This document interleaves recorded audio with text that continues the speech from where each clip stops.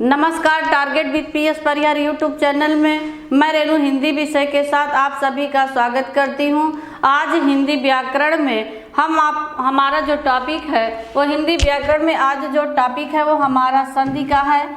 और संधि एक ऐसा टॉपिक है, आप किसी भी एग्जाम की तैयारी कर रहे हैं, सभी एग्जाम में यहाँ से प्रश्न आते हैं, चाहे आपका वनडे का कोई भी पेपर हो, चाहे SI, चाहे लेखपाल, चाहे UP triple 80, TET, super TET, जो भी देंगे एग्जाम, सारे एग्जाम में यहाँ से प्रश्न आते ही रहते हैं। तो सबसे पहले जो आज हमारा इम्पॉर्टेंट टॉपिक है वो संधि का है। तो संधि में सबसे पहले हम जानेंगे कि संधि शब्द का अर्थ क्या होता है। तो संधि शब्द का जो अर्थ होता है वो होता है मेल या योग या संयोग। किसका मेल, किसका योग, किसका संयोग होना चाहिए, यही आप जान गए थे। समझ लीजिए आपके संधि की अगर विस्तृत जान के संधि कहते किसे हैं तो आप बता ले जाएंगे। कहने का मतलब है कि किसका मेल होगा, वर्णों का मेल या संयोग हो तो उसे हम क्या कहते हैं, संधि कहते हैं। यानी कि वर्णों के मिलने से जो विकार या परिवर्तन होगा वही आपका क्या कहलाएगा, संधि कहलाता है। तो वर्णों के मेल को हम क्या कहते हैं, हम संधि कहते हैं। अब यही संधि, वर्णों के मेल को हम संधि कहते हैं, लेकिन अगर वर्णों को अलग कर दिया जाए, और वर्णों को अलग करना क्या कहलाता है, विच्छेद कहलाता है। आपके पेपर में प्रश्न भी पूछा जाता है। तो विच्छेद किसे कहते हैं, वर्णों को अलग करना। मेल यानी कि कहने का मतलब कि अगर ह्रस्व और ह्रस्व मिल करके आपका बना क्या, दीर्घ, ये आपका मेल हुआ। लेकिन अगर इसी को फिर हम आप अलग कर देते हैं तो यही आपका क्या कहलाया, विच्छेद कहलाया। यानी कि वर्णों को अलग करना विच्छेद, और वर्णों के मेल योग या संयोग से जो विकार परिवर्तन उत्पन्न होता है उसे हम क्या कहते हैं, संधि कहते हैं। और संधि किस भाषा का शब्द है, तो संधि जो है आपके संस्कृत भाषा का शब्द है। इसके बाद हम जानेंगे कि संधि के बारे में। तो हमने जाना कि संधि वर्णों को अलग करना विच्छेद कहलाता है, और वर्णों के मेल योग या संयोग से जो विकार उत्पन्न होता है या परिवर्तन होता है उसे हम संधि कहते हैं। अब संधि बनती कहाँ पे है, ये चीज हमें जानना है। कहने का मतलब है कि जो पहला शब्द होगा आपका, पहले शब्द के अंतिम अक्षर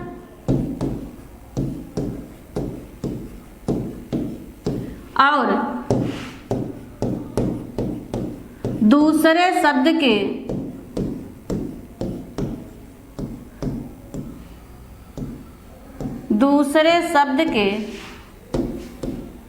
पहले अक्षर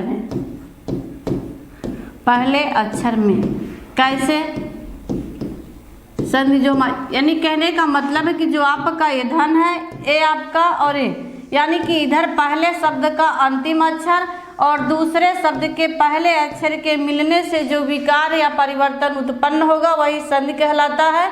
तो संधि जो हमारी बनती है वो पहले शब्द के अंतिम वर्ण या अक्षर और दूसरे शब्द के पहले वर्ण या अक्षर से बनती है। तो ये रहे आपके संधि। जैसे कोई भी शब्द ले लीजिए, जैसे आपका एक शब्द आ गया हिमालय। अब आप इसे अलग करेंगे दो भागों में तो आपका विच्छेद होगा हिमधन आलय। अब हिमधन आलय जो आपका विच्छेद हुआ तो आप देखें कि पहले शब्द का जो माँ में क्या है आपका आ, पहले शब्द का अंतिम वर्ण और दूसरे शब्द के पहले वर्ण के मिलने से जो विकार उत्पन्न हुआ तो आपका क्या बना, दीर्घ आ की मात्रा आ मिल करके तो आपका हुआ क्या, हिमालय। तो इस तरीके से आपने देखा कि पहले शब्द के अंतिम वर्ण अक्षर और दूसरे शब्द के पहले वर्ण अक्षर के मिलने से ही आपका संधि बनता है। तो कभी कोई पूछे तो जब संधि बनता है तो पहले शब्द का अंतिम अक्षर और दूसरे शब्द के पहले अक्षर से। इसके बाद हम जानेंगे कि संधि के भेद कितने होते हैं। तो अब आप व्यवहारिक तौर पे सभी लोगों को पता होगा, सामान्य तौर पर संधि के जो भेद होते हैं हिंदी में, तो संधि के 3 भेद होते हैं। कौन कौन से होते हैं यही हमें जानना है। जो संधि के 3 भेद होते हैं उसमें सबसे पहले आपका नंबर 1 आपका क्या होता है, स्वर संधि, और नंबर 2 व्यंजन संधि।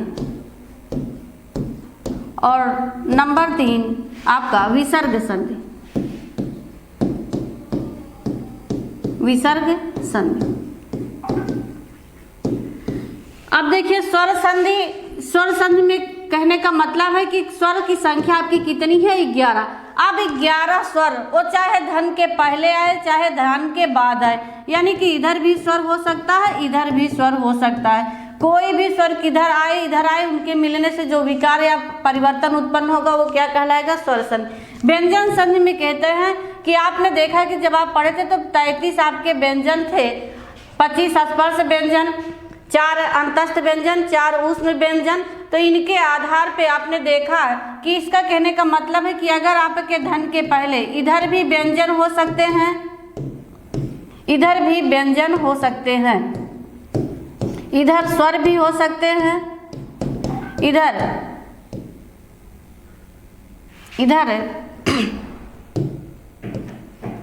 व्यंजन हो सकते हैं, इधर भी व्यंजन हो सकते हैं और इधर आपके स्वर हो सकते हैं। ये आपके व्यंजन संधि बनाने के नियम है कि दोनों तरफ व्यंजन आए, या पहले वाले शब्द के अंतिम में व्यंजन आए या बाद में आए, तो आपका व्यंजन संधि। लेकिन विसर्ग संधि में कहता है कि अगर विसर्ग के बाद स्वर भी आ सकता है, व्यंजन भी आ सकता है, लेकिन इधर क्योंकि अनुस्वर और विसर्ग का प्रयोग स्वरों के साथ होता है, तो इसके बाद यानी कि स्वर के पहले आपका कोई भी स्वर आ सकता है, चाहे ह्रस्व हो, ह्रस्व ई की मात्रा, चाहे ह्रस्व ऊ की मात्रा। इस तरह से आपके तीनों संधियों का विभाजन हुआ।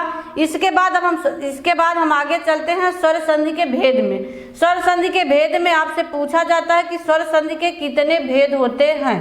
तो स्वर संधि के जो भेद होते हैं उसके बारे में हम जानेंगे।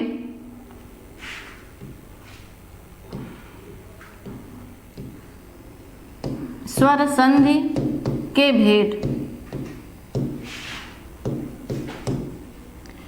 जो स्वर संधि के भेद हैं उसे कितने भेद होते हैं? आपके 5।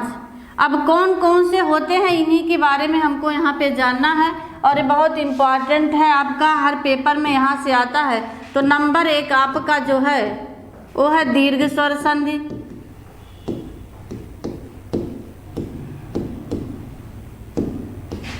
नंबर 2 गुण स्वर संधि।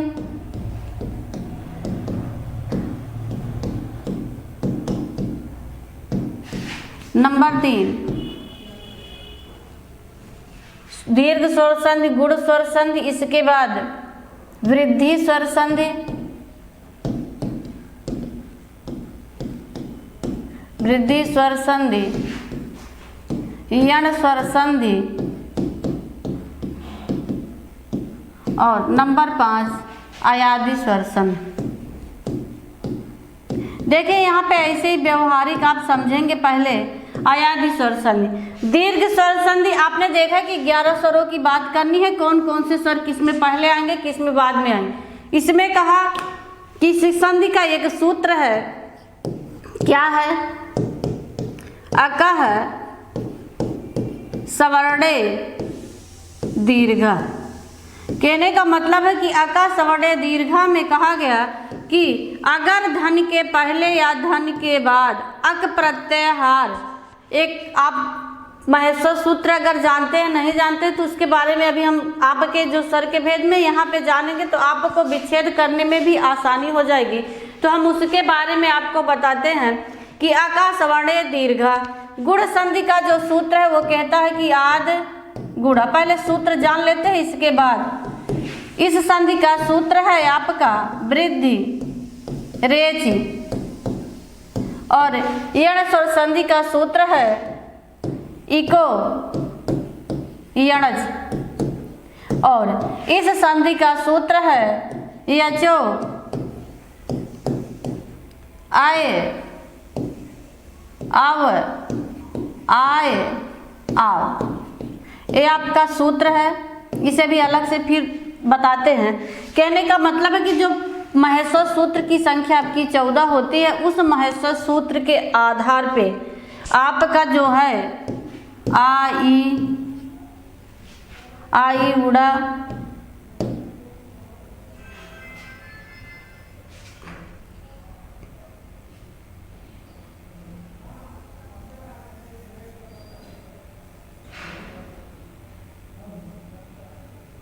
आई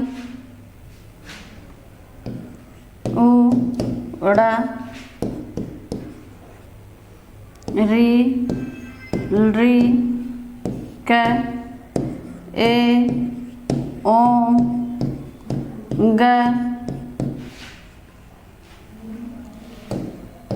आई औ च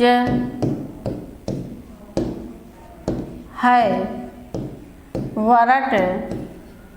और आप लोग देख रहे होंगे, सोचेंगे कि इतना कठिन कहाँ से आ गया। तो ये ध्यान में रखिए, यहाँ पे बात है नियम की जानने की। आपके दिमाग में ये भी चलता होगा कि एक आक आया कहाँ से। अब आप ये देखेंगे कि यहाँ से आ का और यहाँ से का। ये जो अंत में हलंत लगाए हैं, इसे महसूस सूत्र में इति संज्ञक वर्ण कहा जाता है। इसका सिर्फ प्रत्याहार बनाने के लिए प्रयोग किया जाता है, इसका कोई मतलब नहीं होता। तो आपने देखा कि यहाँ से आ और यहाँ से का लेके आपका अक प्रत्याहार बनाया गया, यानी कि इसमें आप के सामान्य हिंदी में आ ई उ और री की जरूरत होती है। हिंदी में री से कोई संधि बनती नहीं। तो यानी कहने का मतलब है कि आ ई उ री, ये चार वर्ण अगर सवर्ण कैसे हो, समान हो, यानी कि दोनों तरफ कैसे हो, समान हो, तो उनके सवर्ण हो तो मिलने से क्या हो जाता है, आपका दीर्घ हो जाता है। कहने का मतलब है कि अगर इधर आ है तो इधर भी आपका आ, इधर आपका दीर्घ आ हो तो इधर आपका दीर्घ आ, या इधर दीर्घ आ हो इधर आपका ह्रस्व आ, या इधर आपका ह्रस्व आ हो और इधर आपका दीर्घ आ। कुल मिला करके आपका क्या होगा, दीर्घ आ ही होगा। यही नियम कहता है कि यही नियम आपके ई के साथ लागू होगा, यही आपके ऊ के साथ। री का दीर्घ नहीं होता, तो री में सामान्यतः दोनों तरफ अगर दीर्घ री यानी कि री आते हैं तो आपने देखा कि अक प्रत्याहार आया कहाँ से है, जिसमें से 3-4 प्रत्याहार अगर आप जान जाते हैं तो आपके स्वर संधि के 5 भेद, चाहे संस्कृत वाले स्वर संधि हो या हिंदी के हो, कभी भी आपके गलत नहीं होंगे उनके विच्छेद करने में। क्योंकि अब आपके पेपर में ऐसा पूछ लिया जाता है, दे देता है कि रमेश शब्द का सही संधि विच्छेद है या राकेश शब्द का सही संधि विच्छेद करिए, तो आपको वहाँ पर ये जानना होता है। या दे दिया राका धन ईस में कौन सी संधि होगी, विच्छेद करके आपसे पूछ लिया। जैसे दिया राका धन ईस और आपसे पूछा कि ये किस संधि का विच्छेद है, तो आपको वहाँ पे बताना होगा। तो जब आपको पता होगा कि इस संधि के अकॉर्डिंग माने कि धन के पहले वाले शब्द में या बाद वाले शब्द में कौन से वर्ण आएंगे, तो आप जान पाएंगे यहाँ पे आपका दीर्घ आ आया, बाद में आपका ई आया। अब किस संधि में आएगा, तो अगर ये सूत्र जानते रहेंगे तो आपको चीज़ें बहुत आसानी से क्लियर हो जाएगी। तो आप देखेंगे यहाँ पे, अब आपके यहाँ पे देखिए एक आया वृद्धि रेज, एक है आपका एक है यड़, यही 4 बारे में जानना प्रत्याहार के। अब इक की बात हुई तो यहाँ से इक की जब बात हुई तो यहाँ से ई लेंगे और यहाँ से का लेंगे, तो आपका बनेगा एक इक प्रत्याहार। यानी कि इक प्रत्याहार के अंतर्गत जो वर्ण आएगा ई उ री और आपका री। और इसके बाद हमें एक प्रत्याहार बनाना है एच। एच का प्रत्याहार बनाने के लिए यहाँ से ए लेंगे और यहाँ से हम च लेंगे। यानी कि इसके अंतर्गत कौन कौन से वर्ण आते हैं, एच प्रत्याहार के अंतर्गत ए देखेंगे ए ओ आई और आपका क्या है औ। इसके बाद एक यहाँ पे आपने देखा यण वर्ण यानी कि यण प्रत्याहार आया, तो यण प्रत्याहार बना कहाँ से, यहाँ से या और यहाँ से ड़ा लेके, यानी कि या व र ल। तो यण प्रत्याहार के अंतर्गत जो वर्ण आते हैं आपके या व र ल। अब यही आपके इतने प्रत्याहार इन संधियों में काम आने वाले हैं, इन्हीं के बारे में हमको जानना है। तो आपने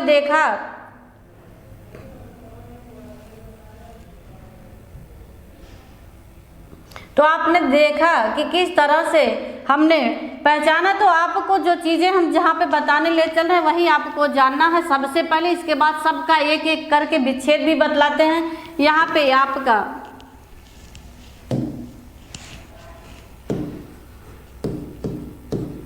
दीर्घ संधि और इसके बाद गुण संधि, इसके बाद वृद्धि संधि,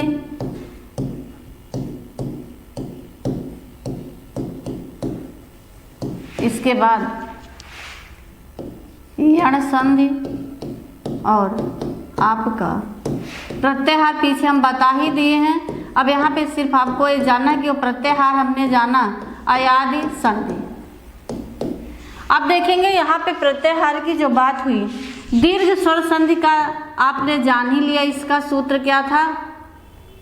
यहाँ पे कहा कि अगर धन के पहले कौन कौन से वर्ण आए, आ ई उ री, और बाद में भी कैसे हों, यही वाले हों लेकिन कैसे हों, समान हों, तो आपका कौन सी संधि बनेगी? दीर्घ स्वर संधि। लेकिन गुण संधि में कहा कि अगर प्रत्याहार की बात अब करेंगे, जो प्रत्याहार हम पीछे वाले वीडियो में आप जो इसके आगे हमने बताया है, इसके आधार पे गुण संधि में क्या है कि प्रत्याहार की बात करेंगे। अगर धन के पहले ह्रस्व आ हो, दीर्घ आ हो, बहुत आराम से समझेंगे, बहुत आसान है, और बाद में अगर इक आ जाए।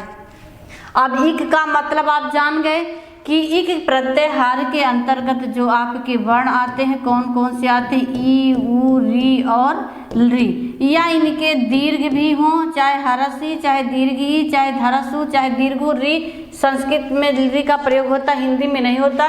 कहने का मतलब है कि अगर धन के पहले आपका ह्रस्व या दीर्घा वर्ण आए और बाद में इक प्रत्याहार आते हैं विच्छेद करते समय, आपको अगर अब देखिए विच्छेद करके भी देगा तो वो आपको आसानी होगी। यहाँ पे क्या कहता है आया वृद्धि संधि में कि अगर धन के जो पहला वाला शब्द है उसका अंतिम वर्ण चाहे ह्रस्व आ हो चाहे दीर्घा हो, बाद में क्या हो? एच। अब एच के बारे में आपको जानना है। एच के बारे में जानने के लिए यानी कि इसके अंतर्गत कौन कौन से वर्ण आते हैं, तो आपका ए, आए, ओ और औ। अब यही चीज यहाँ पे हम जहाँ आपको ले जा रहे हैं यहीं पे बताने वाले हैं। अब इक, यही इक यहाँ पर अगर पहले आ जाए, बाद में क्या आए? कोई भी कैसा स्वर हो, कोई भी भिन्न स्वर अगर आता है तो आपका यण स्वर संधि हो जाएगा। अयादि संधि में क्या है कि यही एच अगर पहले आ जाए या बाद में कोई भिन्न स्वर आए, कैसा हो? कोई भी भिन्न स्वर आए। अब आप ये देखें कि चीजें तीन प्रत्याहार की आपकी जरूरत पड़ी, किसकी? देखेंगे किस किस की जरूरत पड़ी। कहने का मतलब है देखिए एक इक यहाँ पर है और एक इक यहाँ पे है, यानी कि गुण में और आपके यण में, ये दोनों में आपके कौन से प्रत्याहार आए? इक आए। लेकिन किसके बाद में आया, किसके पहले आया? यानी कि अगर धन के बाद दोनों को एक साथ पढ़ेंगे, इक का बाद में आना गुण है और वही इक अगर पहले आ गया तो यण है। बस इतना जानेंगे। और इसके बारे में जानेंगे कि एच का बाद में आना वृद्धि है और अगर वही एच पहले आ गया तो आपका क्या हो गया? आयाज। बातों को समझिएगा, बहुत आसान है। अगर इतना जान गए तो आपकी पांचों संधि चाहे विच्छेद करके पूछे, चाहे आपको विच्छेद करने के लिए बताए, सारी चीजें आपको यहीं आसानी से मिल जाएंगी। अब आप वर्ण की बात जान ही गए। अब एक चीज आपने देखा कि जिनमें प्रत्याहार बाद में आए हैं, जिनमें प्रत्याहार बाद में आए हैं उनके पहले या तो ह्रस्व आ आया है या तो दीर्घ आ आया है। जैसे देखेंगे कि देखिए यहाँ पे प्रत्यय यानी कि जिनमें प्रत्याहार बाद में आए हैं उनके पहले क्या आया है? सिर्फ आपका ह्रस्व आ या दीर्घ आ आया है। और जिनमें प्रत्याहार पहले आए हैं उनके बाद में कोई भी भिन्न स्वर आया है। तो यही ध्यान में रखना है, इक का बाद में आना गुण है, अगर इक पहले आ गया तो यण, और एच का बाद में आना वृद्धि, और अगर वही एच आ गया पहले तो आयाज। अब जिनमें प्रत्याहार बाद में आते हैं उनके पहले सिर्फ ह्रस्व या दीर्घ आ वर्ण आता है और जिनमें प्रत्याहार पहले आते हैं उनके बाद में सिर्फ कोई भी यानी कि 11 स्वरों में से कैसा आएगा, भिन्न स्वर आएगा, समान स्वर नहीं आएगा। ये आपके स्वर संधि के 5 नियम बताते हैं। दीर्घ स्वर संधि में क्या कहता है कि अगर समान वर्ण हो, यानी कहने का मतलब आ हो तो इधर भी आ, चाहे हरस आ हो चाहे दीर्घ ई है तो दोनों तरफ ई होने चाहिए, चाहे आपके हरस हो चाहे दीर्घ हो। ऊ हो तो दोनों तरफ आपके ऊ होने चाहिए, चाहे हरस हो चाहे दीर्घ हो। इसके बाद आपका री हो या इधर भी आपका क्या हो, री हो। अब आप यहाँ पे एक चीज देखिए, इसमें क्या कहा, यानी कि यहाँ कहा कि अगर आ है तो ई में से कोई भी ई आ सकता है, आ में से भी कोई आ सकता है, लेकिन धन के पहले इस 2 आ के अलावा और कोई भी वर्ण नहीं आएगा। किस संधि में, गुण संधि में। और ऐसे ही आपका आ प्लस ऊ या आ प्लस आपका री, इसमें से कोई भी आएगा तो जो परिवर्तन होगा वो क्या होगा, ई का ए, ऊ का ओ, री का अर और री का अल हो जाता है। ये नियम है। यहाँ पे कहा कि अगर आ आए तो बाद में ओ आओ जो भी आ जाए, या आ आए या बाद में ए आए तो क्रमशः ए का क्या हो जाता है, आय हो जाता है, और इसका क्या हो जाता है, आव हो जाता है। ये नियम आपका बनेगा। अभी और भी आसान बताते हैं आपको। यहाँ पे कहा कि अगर इधर धन के पहले ई आए या बाद में कोई भी स्वर आए तो आ कर दीजिए। तो नियम कहता है ई को यड़स आपने देखा तो ई का क्या हो जाता है, यानी कि ई का क्या हो जाएगा, या हो जाएगा। तो यह या जैसे ही ई का या होगा और यह ई की मात्रा जिस वर्ण में होगा वो आधा व्यंजनांत हो जाता है। तो आपने देखा कि कौन कौन से वर्ण आते हैं। इसमें भी यही है कि अगर ए आए बाद में क्या आए, आ आए, तो ए का क्या हो जाता है, आय हो जाता है। ये आपका हरस्वा इसे पूरा करके क्या हो जाता है, आय होता है। तो आपने देखा कि किस संधि के विच्छेद करते समय किस चीज की आवश्यकता है। तो आपको यही इतना जानना है कि इक का बाद में आना गुण है, अगर इक पहले आ गया तो आपका ईया है, और एच का बाद में आना वृद्धि है, और अगर एच पहले आ गया तो अयादि।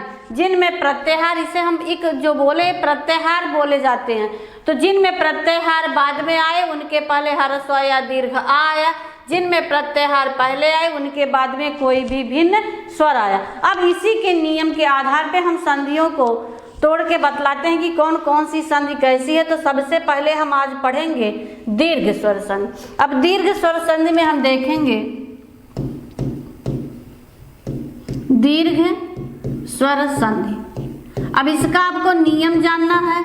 तो दीर्घ स्वर संधि का जो नियम है, आपने देखा आपके पेपर में पूछे कि दीर्घ स्वर संधि का सूत्र क्या है, तो इसे याद करने की जरूरत नहीं है। अगर आप इसे देख के भी आप बता सकते हैं, क्योंकि उसमें दीर्घ शब्द लिखा होगा, आकार सवर्ण दीर्घ, तो दीर्घ नाम ही आ गया साथ में। तो कुल मिलाकर के ये संधि दीर्घ स्वर संधि का सूत्र है। ये कहता है कि अका, अब अक प्रत्याहार की बात आई, यानी कि आ ई उ री में से कैसे हो, ये अक प्रत्याहार के अंतर्गत जितने भी वर्ण आते हैं उनके कैसे आए, सवर्ण आए, समान आएंगे तो आपका क्या हो जाएगा, दीर्घ स्वर संधि हो जाएगा। यानी कि इनके दीर्घ चाहे हरस मिले चाहे दीर्घ। कहने का मतलब है कि अगर आ बराबर दीर्घ आ दीर्घ आ बराबर दीर्घ आ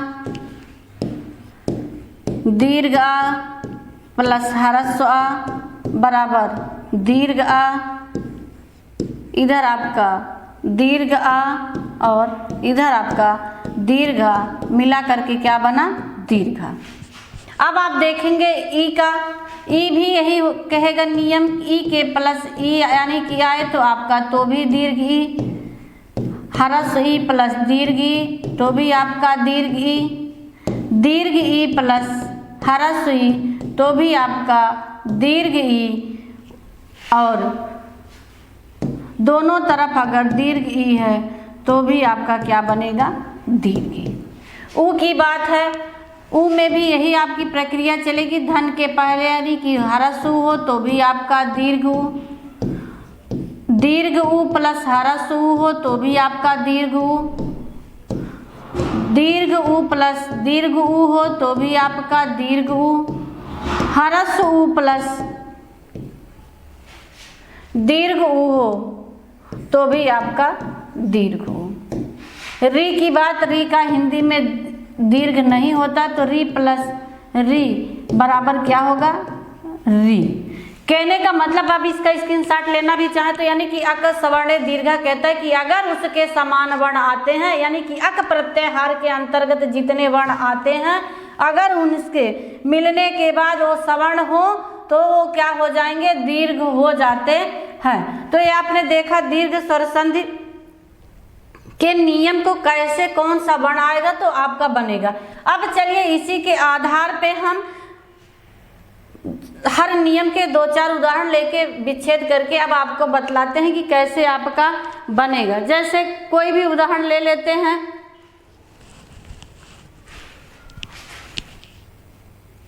जैसे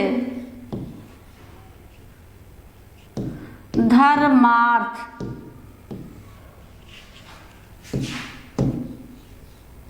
सीमांत,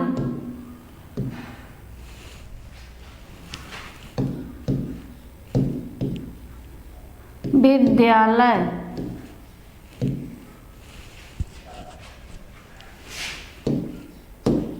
पुस्तकालय। अब देखिए इनका हमें विच्छेद करना है। एक चीज माइंड में सेट करना है, व्यवहारिक तौर पे जानेंगे दीर्घ स्वर संधि के जो हमें पहचानना है। अगर किसी शब्द के बीच में दीर्घ आ की मात्रा या दीर्घ ई की मात्रा या दीर्घ ऊ की मात्रा या नीचे किसी शब्द में री लगा तो आपको तोड़ना भी वहीं से, यानी कि उनको अलग भी वहीं करेंगे। तो यहाँ पे क्या है, दीर्घ आ की मात्रा है। जब हम इसे विच्छेद करेंगे तो आपका क्या होगा, धर्म धन अर्थ, यानी कि इस माह में क्या है आपका ह्रस्व आ और यहाँ पे आपका क्या है ह्रस्व आ। तो ये दोनों मिल करके आपके क्या बने, दीर्घा। तो माँ ये जो रा कलात्मक है ये आधा ऑलरेडी पहले से विद्यमान है, तो ये जो मिल करके जब परिवर्तित हो गए तो अपने बीच में यानी कि ये आ लुप्त हो गया, क्योंकि इस दोनों आ के मिलने के बाद ये आपका यहाँ पर समाहित हुआ। तो ये आपके हुए क्या, दीर्घ स्वर संधि के उदाहरण। अब इसका विच्छेद करेंगे। कहने का मतलब है कि इसमें दोनों तरफ आपके कौन से वर्ण आए, ह्रस्व आ या ह्रस्व आ।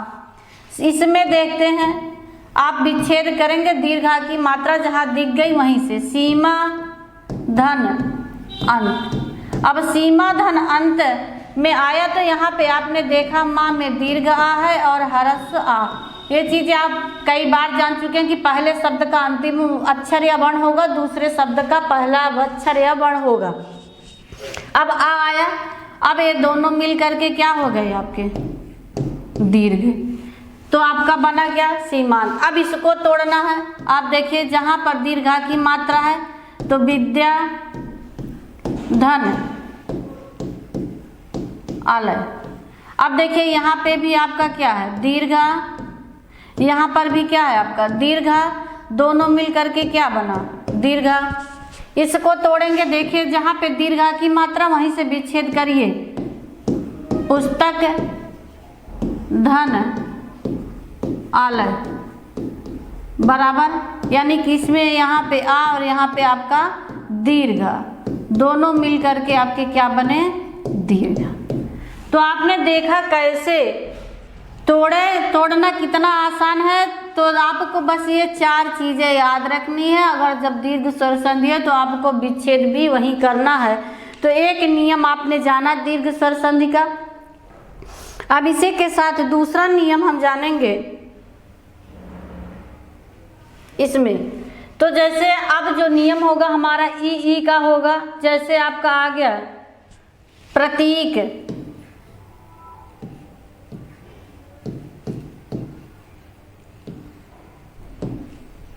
कपीस, रजनीश,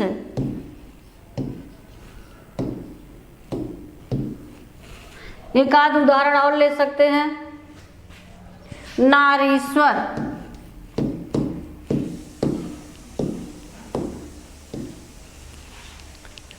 सबसे अधिक पूछा जाने वाला शब्द है। अब देखिए यहाँ पे, अब आपको ये ध्यान में रखना कि अगर जहाँ पे दीर्घ ई की मात्रा है आपको विच्छेद वहीं से करना है। अब इसको विच्छेद करने के लिए प्रति धन इक, यानी कि ता में क्या है ह्रस्व ई, यहाँ पे क्या है ह्रस्व ई, दोनों मिल करके क्या हुए दीर्घ ई। दीर्घ ई की मात्रा कैसे लगती है ऐसे ही। तो आपने देखा कितना आसान है तोड़ना। यहाँ पे भी आपको देखा दीर्घ ई की मात्रा आप तोड़ेंगे, लेकिन इतना पता होना चाहिए तोड़ते समय जो शब्द हैं सही है कि नहीं है। कपिधन ईस, यहाँ पे आपका ह्रस्व ई, यहाँ पे आपका दीर्घ ई, दोनों मिलकर के आपके दीर्घ ई की मात्रा। एक चीज़ ध्यान में रखिए, वहाँ पे बताना भूल गए, एक चीज़ ये ध्यान में रखिए कि जो संधियाँ होती है जरूरी नहीं होता है कि हर संधियों के अलग अलग अर्थ हों। जैसे एक यौगिक होता है, एक रूढ़ होता है। रूढ़ शब्द जो होते हैं वो जब मिल जाते हैं तब अर्थ देते हैं, लेकिन उनको अलग करने पर अर्थ नहीं होता। तो दो संधियाँ इसके स्वर संधि में आती हैं, एक आपका यण और दूसरा अयाद। ये दोनों आपके रूढ़ के अंतर्गत आती हैं। यौगिक जो होता है वो 3 संधियां में स्वर संधि में होंगी। नंबर 1 दीर्घ होगा, वो अर्थ यानी कि दे सकते हैं, सार्थक हो सकते हैं, उपसर्ग वाले भी हो सकते हैं, प्रत्यय वाले हो सकते हैं, दीर्घ, वृद्धि और आपके गुण। तो ये आपके यौगिक के अंतर्गत आते हैं और ये दोनों आपके रूढ़ के अंतर्गत आते हैं। रूढ़ वाले तोड़ने के बाद जरूरी नहीं हो तोड़ने की उनके अर्थ नहीं होते हैं, इनके कुछ ना कुछ अर्थ होते हैं, या तो उपसर्ग वाले होते हैं या तो प्रत्यय वाले होते हैं। तो आपने एक चीज देखा यहीं पे, तो इस तरह से यहाँ भी इन चीज़ों को जाने तो आप इसको तोड़ेंगे तो ये आपका बनेगा क्या रजनी। देखिए यहाँ पे दीर्घ ई की मात्रा वहीं से तोड़ दीजिए, अलग करिए रजनी धन ईस।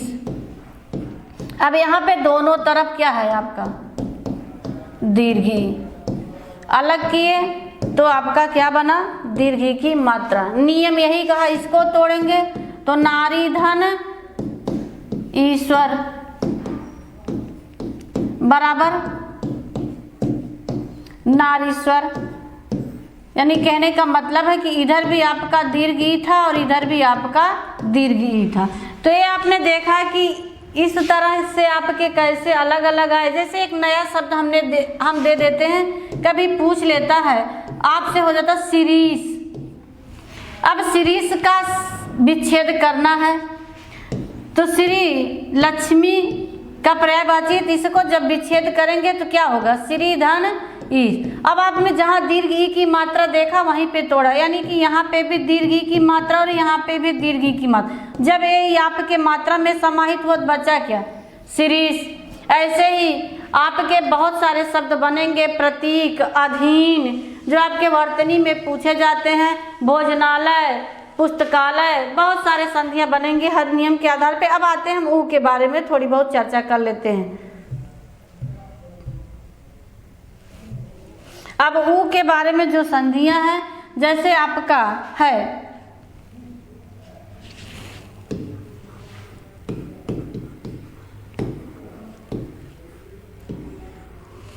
भानुदय,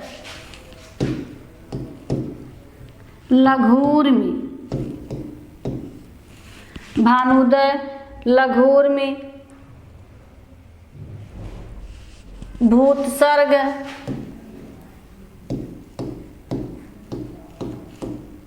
और एक आध उदाहरण ले लेते हैं।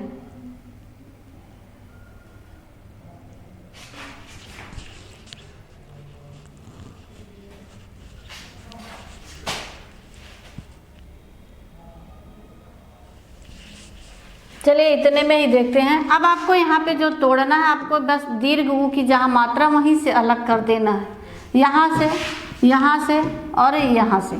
अब देखिए कैसे करना है, विच्छेद करेंगे तो भानु धन उदय। अब देखिए भानु नाम में क्या है, हमेशा ध्यान में रखना, भानु होता भानु नहीं होता। आपसे जब कभी पेपर में पूछता लोग वहाँ पे गलत कर देते हैं। तो नाम में क्या है आपका हरसु, यहाँ पे भी क्या है आपका हरसु, दोनों मिल करके आपके क्या हुए दीर्घु। दीर्घु की मात्रा कैसे बनी, ऐसे इसका विच्छेद करेंगे तो लघु। ये समझ लीजिए कि आप वर्तनी शुद्धि शब्द भी पढ़ रहे हैं। उर्मी का अर्थ क्या होता है? लहर। तो लघु धन उर्मी। यहाँ पे आपका देखा, आपने यहाँ पे देखा कि आप हरसु, यहाँ पे आपका दीर्घु, दोनों मिलकर के आपके क्या हुए? दीर्घु। इसकी मात्रा कैसे लगेगी? यानी कि घा के साथ प्रयोग करेंगे। अब इसको आपको विच्छेद करना। दीर्घु की मात्रा दिख गई। भू धन उत्सर्ग। अब भू धन उत्सर्ग, तो यहाँ पे आपकी दीर्घु की मात्रा, यहाँ पे आपका हरस्व की मात्रा, दोनों मिलकर के आपके क्या हुए? दीर्घु की मात्रा। आपने देखा कि कैसे आपने विच्छेद करना कैसे सीखा, कितने आसानी तरीके से, जहाँ पर बस यही ध्यान में रखना दीर्घ उ, दीर्घ ई या दीर्घ आ की मात्रा हो तो आपके संधि विच्छेद करने के समय कोई भी समस्या नहीं होगी, आप वहीं से विच्छेद करेंगे। इसी के बाद अब आप री से, जैसे पितृण और मातृण, अब आप जहां री की मात्रा दिख रही है आप वहीं से विच्छेद कर दीजिए। जैसे अब देखिए यहाँ पे है, तोड़ना भी यहीं से है, तोड़ेंगे तो क्या है? पितृ धन ऋण, पितृधन ऋण। अब पितृधन ऋण में यहाँ पे क्या है आपका? री। यहाँ पर भी आपका क्या है? री। और ये दोनों मिल करके आपके क्या हुए? री की मात्रा क्या? हिंदी में दीर्घ का री नहीं होता, संस्कृत में जब री लिखा जाता है दीर्घ तो ऐसे करके उसके नीचे एक और ऐसे बना दिया जाता है। तो मातृ ऋण का विच्छेद करना है। मातृ धन ऋण। अब यहाँ पे भी आपका री और यहाँ पर भी आपका री, दोनों मिल करके आपके दीर्घ री, यानी कि मात्रा से। तो आपने देखा है कि संधि के भेद, संधि के स्वर भेद में जो 3 भेद थे उसमें स्वर संधि के 5 भेद, 5 भेद में आपने देखा कि दीर्घ स्वर संधि के कैसे आपने कितने आराम से इनको विभाजित किया, कैसे अलग करके शब्दों को भी तोड़ा, कैसे जाना। अब आप हम इसके साथ जानेंगे दीर्घ संधि के बाद गुण स्वर संधि।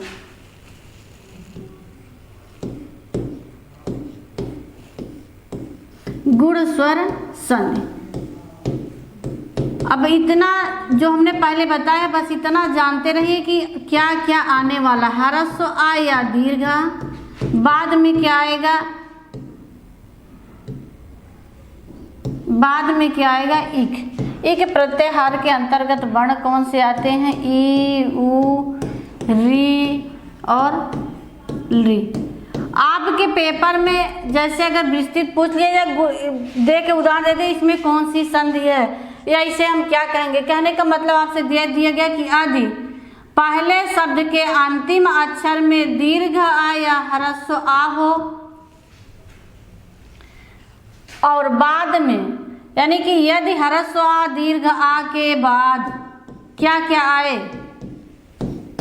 ई, उ, री और री आए तो क्रमशः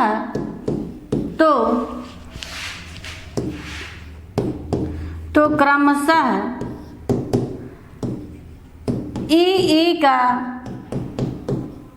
ए, उ का ओ, री का अर और री का क्या हो जाएगा? अल हो जाता है। कैसे होता है इनके भी एक एक उदाहरण देख लेते हैं।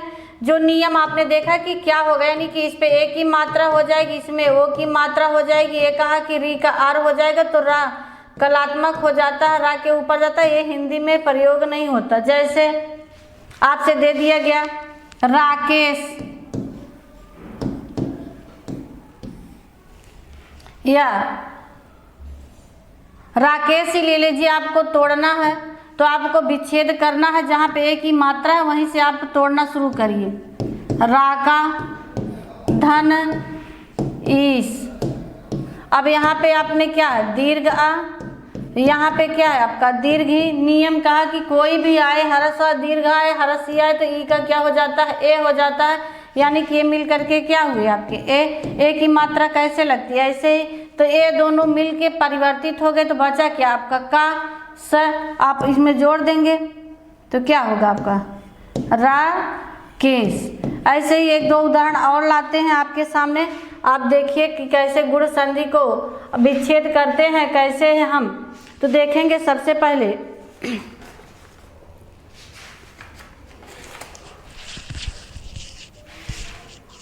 नरेश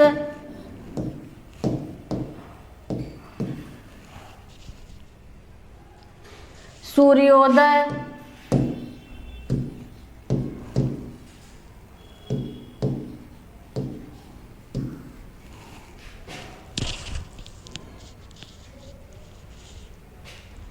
महोर में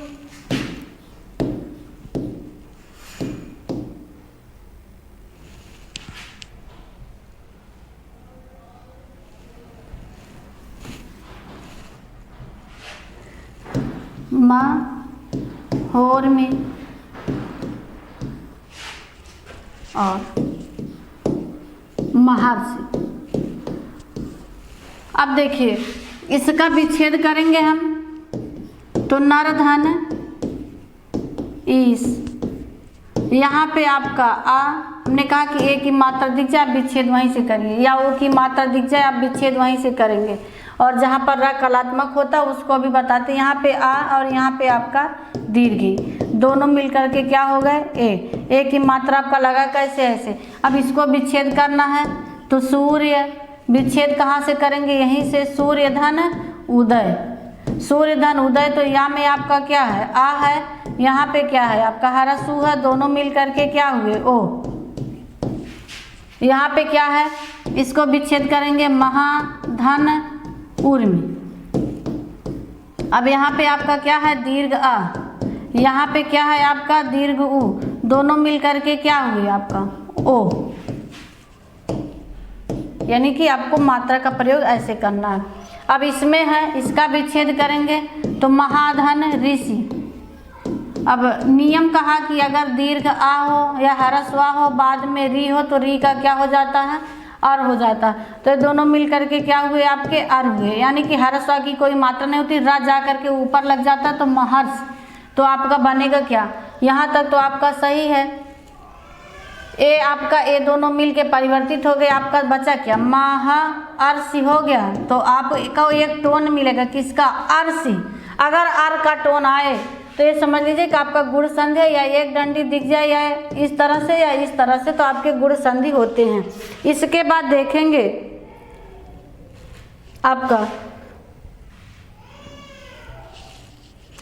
गुण संधि के बाद वृद्धि संधि पे चलते हैं। वृद्धि संधि में आपको जानना क्या है, वृद्धि संधि में आपको एक सूत्र हमने बताया जिसका सूत्र क्या है वृद्धि रेच। अब वृद्धि रेच का मतलब होता है कि इसमें हमने जो आपको सिर्फ इतना बताया वही आप जानिए कि अगर ह्रस्व आ या दीर्घ आ के बाद क्या आ जाए ए आए ओ और औ, यानी कहने का मतलब होता है एच प्रत्याहार इधर हो या इधर ह्रस्व दीर्घ आ हो। कैसे आपसे पूछ लीजिए यदि ह्रस्व आ या दीर्घ आ के बाद ए आए ओ आओ आए तो क्रमशः तो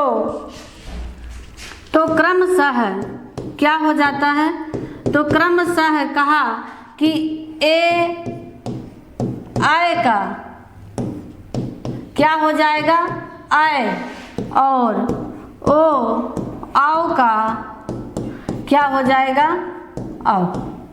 जैसे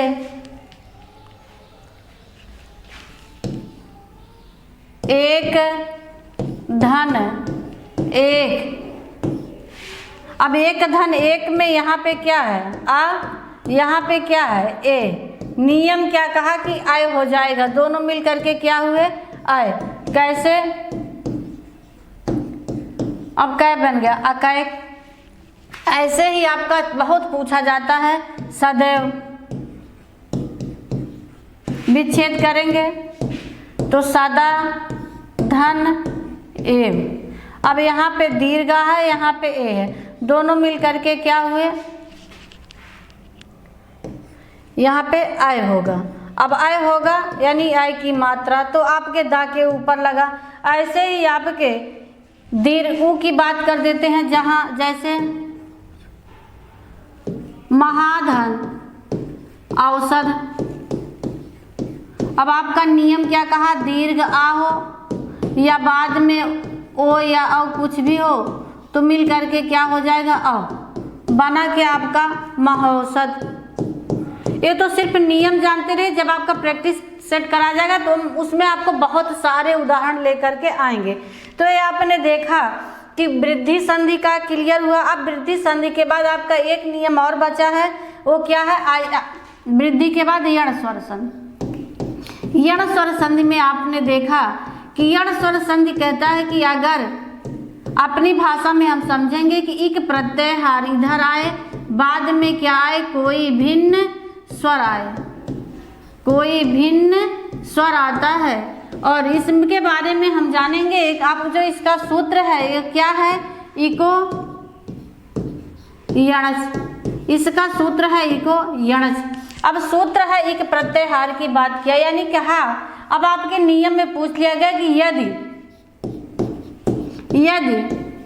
ई उ री के बाद कोई भी भिन्न स्वर आए, कोई भी भिन्न स्वर आए, कोई भी भिन्न स्वर आए तो क्रमशः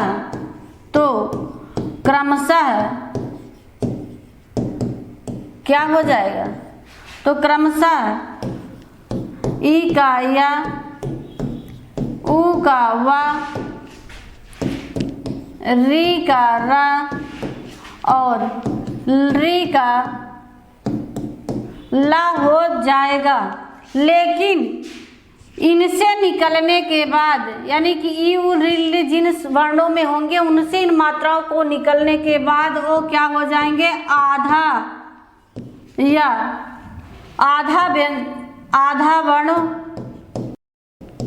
या व्यंजन हो जाएंगे। कैसे, अब देखिए हो जाएंगे कैसे होंगे, इन्हीं को हमको जानना है, जो आपको देख के बतलाएंगे कि आपकी कौन सी संधि है। अब देखिए यहाँ पे, यहाँ तो इतना आपने जाना, कहने का मतलब है कि जैसे आपका दे दिया गया एक शब्द है स्वागत,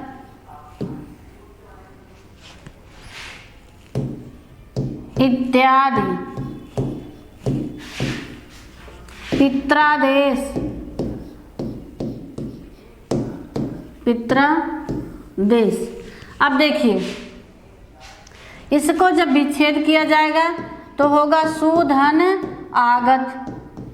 जहाँ पे आधा वर्ण है विच्छेद भी वहीं से किया जाएगी इसमें, क्योंकि वो व्यंजनांत हो जाता है। अभी आप देखेंगे कैसे। अब ऊ का नियम क्या कहा कि ऊ का वा हो जाएगा, और यहाँ पे क्या है आपका दीर्घ, बाद में कोई भी भिन्न स्वर आ जाएगा। तो ऊ आया, पहले ऊ ही लिख लेते हैं तो अपनी भाषा में हम समझते हैं। जैसे ऊ आया, अब ये नियम कहा कि ऊ का क्या हो जाएगा, वाह हो जाएगा। ये आपका क्या है दीर्घ, और जिनसे वर्ण निकलते हैं वो व्यंजनांत हो जाते हैं, तो आधा सा हो गया, वाह हो गया। ये दीर्घ आ की मात्रा, तो यहाँ पे मात्रा लग गया गत, स्वागत। अब इत्यादि की बात करेंगे तो आप इसका जब विच्छेद करेंगे क्या हो जाएगा, इति धन आदि। इति धन आदि में क्या कहा कि अगर इनसे फिर आपके ता में क्या है, ई है, यहाँ पे क्या है दीर्घ आ है, ई का क्या हो जाएगा, या हो जाएगा। यहाँ पे आपका क्या है दीर्घ आ, तो इसकी मात्रा कैसे लगेगी, ए हो गया। अब आपको ये देखना है, ई का तो लुप्त हो गया, आपका बचा क्या ई। अब इनसे मात्रा निकल गया, ता से ता क्या हो गया आपका आधा हो गया। यहाँ पे बचा आपका ई का या हो गया, बराबर इत्यादि।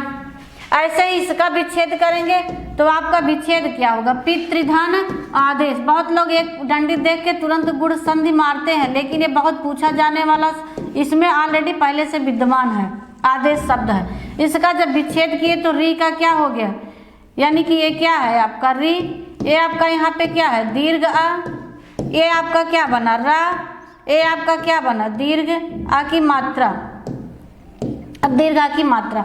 अब इनसे कहा कि जैसे री निकला वो ता आधा हो गया, संयुक्त व्यंजन पढ़े होंगे तो ये दोनों मिल करके क्या बने आपके त्रा, यहाँ पे आपका क्या हुआ दीर्घ आ की मात्रा, आपका क्या हुआ पी त्रा, बचा आपका क्या दा में ए की मात्रा और देश। तो आपने देखा, कहने का मतलब है कि इसको पहचानने का तरीका कि अगर किसी शब्द के आगे या ऐसे आधा यानी कि या वा के पहले आधा वर्ण दिखाई दे या किसी भी बीच के शब्द में अगर त्र दिखाई देता है तो आपका यण स्वर संधि होता है। वीडियो कभी भी जब देखें पूरा देखेंगे तभी आपको चीज़ें समझ में आएगी, नहीं तो बाद में आप लोग ये लिखते हैं कि संधि हमको समझ में कोई चीज़ टॉपिक जो समझ में नहीं आए भगा भगा के देखते तो चीज़ें जो इम्पोर्टेंट अपने स्वर संधि में दीर्घ स्वर संधि, गुण, यण और वृद्धि, इनके विच्छेद कंप्लीट हो चुके थे। इसके बाद आपका सिर्फ एक बचा था, कौन सी संधि थी, अयादि स्वर संधि। अब अयादि स्वर संधि जो है उसका जो सूत्र है हम बताए थे पिछले भी वीडियो में, इसमें भी बता दे रहे हैं कि इसका जो सूत्र है यचो आय अव आय और आव। इसका कहने का मतलब यहाँ पे है कि अगर धन के पहले एच प्रत्याहार आता है बाद में क्या आएगा कोई भिन्न स्वर, तो जो कोई भिन्न स्वर है तो कहने का मतलब है कि इधर ए ओ आए और आपका औ आए और बाद में क्या आए कोई भी भिन्न स्वर आते हैं तो क्रमशः ए का आय, ओ का आव, आय का आय और आव का क्या हो जाएगा आव। अब आपको विच्छेद करना वही चीज़ हम बता, जैसे आपसे कभी पूछ लेता है कि पवन का सही संधि विच्छेद क्या है या पावन का दे देता है तो लोग कंफ्यूज हो जाते हैं कि पो होगा कि प होगा, कैसे होगा जब विच्छेद पूछ लेता है। बस अगर ये इतना जानते रहे कि यचो आय अव आय क्रमशः कैसे क्या होगा यहाँ पे देखेंगे। जैसे शब्द आ गया नयन और नायक, सबके एक एक नियम बताएंगे तो आप मिला करके जान जाएंगे। और यहाँ पे जैसे है पवन और पावन। अब देखिए आपको कुछ नहीं करना है, इसका पहचानने का एक तरीका है कि 3 वर्ण की बात होगी या अक्षर की बात होगी मात्रा को छोड़ करके, अगर किसी भी शब्द के बीच में या वा दिखाई दे तो आपका अयादि संधि होगा। ये पहचानने का एक आसान तरीका है। दूसरी चीज, अगर आपको जब विच्छेद करने के लिए दिया जाए तो आपको बीच में जहाँ पे या है उसके आगे वाले वर्ण को आ कर दीजिए, यानी कि नय है इसे आप आ करेंगे तो क्या हो जाएगा अय। अब आप अय देखेंगे है कहाँ पे, यहाँ पे, यानी ए की मात्रा लगेगी। इसका जब विच्छेद होगा तो क्या होगा ने धन अन। अब कितना आसान है, ने धन अन। अब आपका नियम कहा कि अगर ए आता है तो ए का क्या हो जाएगा अय हो जाएगा, तो अय हुआ। यहाँ पे आपका हरस्व आ था, हरस्व आ की कोई मात्रा नहीं, आपका यह क्या हुआ यहाँ पे पूरा बचा, यहाँ पे ना और यहाँ पे ना, आपका क्या हो गया नयन। तो ऐसे ही आपका नायक है, अब ना को आ कर दीजिए आय। आय है कहाँ पर, यहाँ पर। अब आय है तो यानी कि ये क्या हो जाएगा नय, नय धन अक। अब नय धन अक हुआ तो यहाँ पे क्या है आय है, तो आपका ये क्या हुआ आय और ये आपका क्या है आय। अब ये दोनों हो गए। अब दीर्घ है तो आपका हटेगा नहीं, यहाँ पे आ के मिल करके बना क्या आय। लेकिन जब आप लिखे तो आ की मात्रा लिखेंगे तो आपका बनेगा क्या नायक। अब यही नियम यहाँ पर है, जैसे दे दिया पवन। अब आपको कुछ नहीं करना है, वह के आगे वाले वर्ण को आ कर दीजिए। आ है कहाँ पे आओ, अब आओ है कहाँ पे इसको देखेंगे यहाँ पे है। अब आप करेंगे क्या पो धन अन बराबर क्या हो गया ओ, यहाँ पे आया क्या ओ का क्या हो गया आओ। आओ में यहाँ पे क्या है हरस आ, तो ये दोनों मिल करके क्या हो गए आपके आओ, तो आपका बना क्या पवन। अब पावन की बात करें तो पाव को आव कर दीजिए, पा को आ कर दीजिए। आव है कहाँ पे, यहाँ पे, यानी कि इसका विच्छेद क्या हो गया, पवधन अन। अब यहाँ पे आओ और यहाँ पे आपका आ। अब आओ को क्या हो गया, आव। अब आव में यहाँ पे आ था तो यह हलंत आपका हट गया, तो बचा क्या आपका आओ। तो आ की मात्रा लगा दीजिए, तो पा में आ की मात्रा वन, पवन। और 2-4 उदाहरण ऐसे ही आपको देते हैं, आप चलिए करिए, देखिए कर ले जाते हैं कि नहीं करते। जैसे नायिका, कुछ भी नहीं करना है, नायिका, पवित्र, और नायिका हुआ, पवित्र हुआ, एक शब्द और लेते हैं विधायक,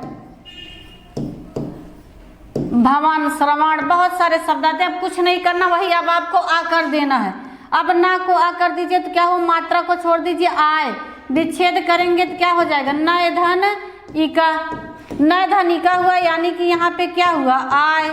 जब आय हुआ हलंत वाला तो स्वर की मात्रा यहाँ पे क्या है, ई है, तो ई की मात्रा है, तो ये क्या हो जाएगा, आई। जब आई हुआ तो यहाँ पे जब मात्रा आ की लग गई तो ये आपका हट जाएगा, तो क्या हुआ, नाय। ई की मात्रा लगी तो नायिका, ये आपका बना। यहाँ पर भी यही हुआ, मात्रा हटा दीजिए, पव, पव का यानी कि आओ, आओ को क्या करेंगे, पो, पोधन। अब ई की मात्रा तो बाद में कर देंगे, इत्र। अब ओ का क्या हुआ, अव, अव हुआ, और इधर क्या है, ई हलंत वाला, यानी कि ये बना क्या, आवी, आवी बना, तो आ लिखेंगे नहीं, तो वाह के साथ क्या हो गया, पवित्र। ऐसे ही अब इसी को आ कर दीजिए, आय, यानी कि इसका जब विच्छेद करेंगे क्या होगा, विधय धन अक। इसके बाद जब विधय धन अक हुआ तो यहाँ पे आय है, तो ये आपका क्या हो गया, आय। आय हुआ, यहाँ पे आपका आ है, तो ये आ इसमें समाहित हो गया, तो आपका आय बना। आय में हरस्व की मात्रा, तो आपका बना क्या यहाँ पे, यहाँ तक। इसके बाद बी, तो बी बना, तो आपका यहाँ पे क्या हो जाएगा, धाय या क बराबर विधायक। ऐसे ही आपका भवन, श्रवण, नायिका, नायक, जो भी आपका विच्छेद करना है आप बस वही करिए। या वाय उसके आगे आ कर दीजिए। ये नियम है कि अगर किसी शब्द के सा, रा, कोई भी श्री वाला ऐसे आते हैं तो विच्छेद करते समय वो ना रहते हैं, लेकिन जब शब्द में जुड़ जाते हैं तो ना का अड़ा हो जाता है। जब इसका विच्छेद आप करेंगे तो यहाँ पे तो आपका बनेगा क्या, श्रो, श्रावण है, श्रवण है, तो श्रो धन अन। ऐसे करेंगे, लेकिन ये वो बाद में क्या हो जाएगा, श्रावण, ओ का औ, और यह आ है ही समाप्त हो जाएगा, ना का क्या हो जाएगा, अड़ा हो जाएगा। तो ये रहे आपके आज कैसे संधि, स्वर संधि, संधि संधि में स्वर संधि के 5 भेद। अब इसी के बाद अगले वीडियो में आपका एक वीडियो में पूरा, भले ही बड़ा रहेगा, पूरा विस्तृत व्यंजन संधि का, फिर अगले वीडियो में आपका विसर्ग संधि का उदाहरण दिया जाएगा। इसी के साथ धन्यवाद।